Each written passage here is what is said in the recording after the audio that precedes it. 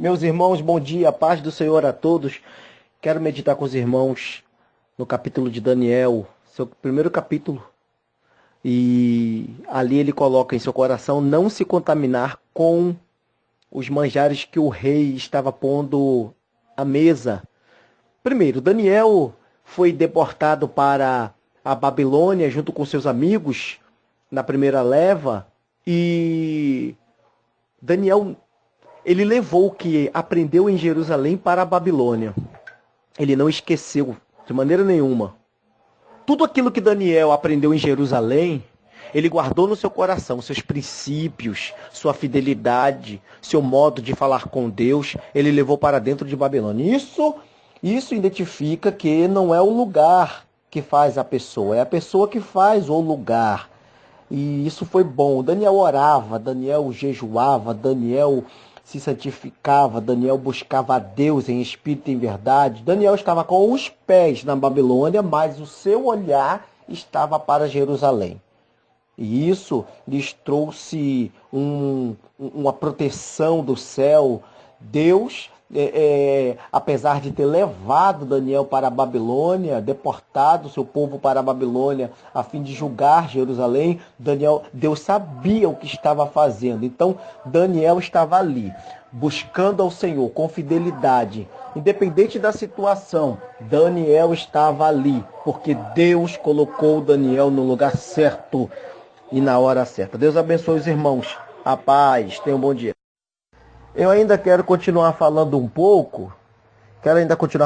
Rapidinho. Eu estou aqui no computador trabalhando, mas umas coisas que vêm à nossa memória, o nosso espírito, vem ao nosso coração, então é bom falarmos logo. Ainda se tratando disso, Babilônia, como as outras cidades inimigas de Judá, foram instrumentos nas mãos do Deus vivo. Os avisos, que foram chamados de profecias, vindo dos céus, entregue pelos profetas, não foram suficientes para trazer Jerusalém e seus habitantes ao arrependimento. Deus avisava, mandava seus avisos por intermédio dos profetas, como o profeta Oséias, como o profeta Jeremias, como os demais, na época do rei Josias, Acais, Jeoaquim. E Jerusalém e Judá não queria se render ao Senhor. Estavam pecando, caminhando a passos longos para o abismo. Então Deus envia. Mas não restava outra alternativa de Deus de ter que usar Babilônia para julgá-los.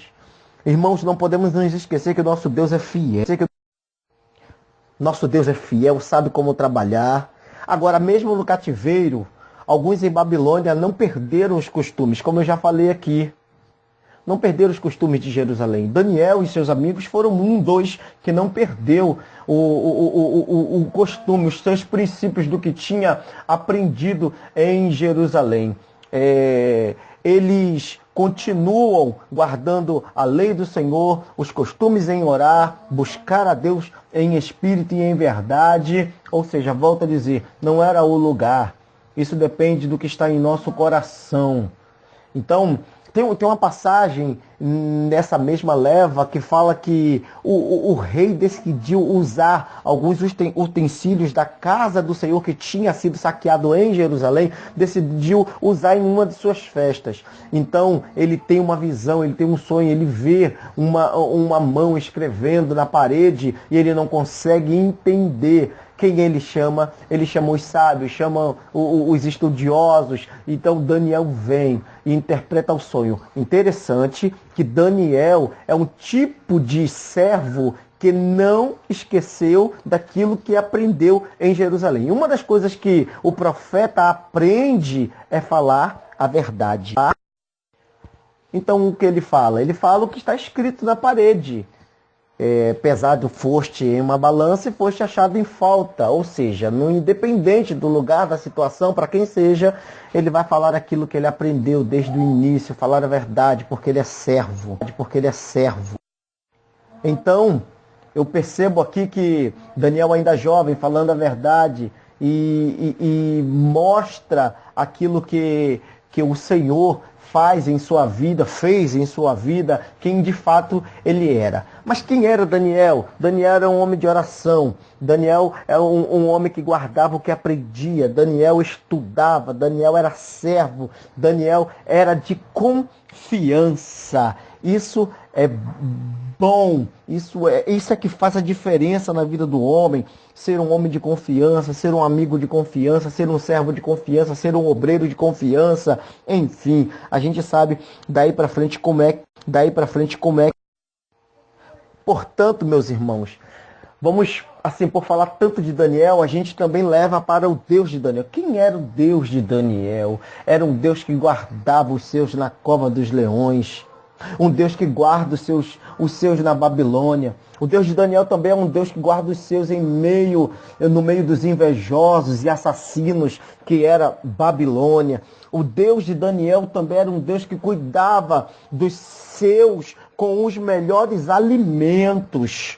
Por quê? Porque através dos melhores alimentos a igreja recebe saúde, Daniel recebe saúde, a igreja tem que ser saudável, glória a Deus por isso. Um Deus que cuida da saúde dos seus em qualquer lugar que ele esteja. A igreja precisa ser saudável, a noiva precisa ser saudável, sem mácula, sem mancha, nem ruga, glória a Deus por isso. A espiritualidade da igreja precisa ser saudável.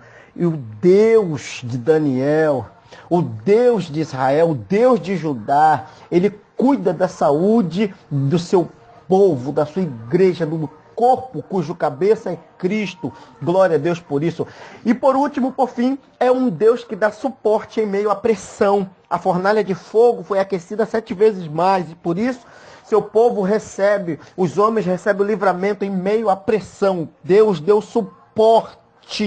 E nós vivemos isso hoje. Muitos cristãos vivem meio à pressão.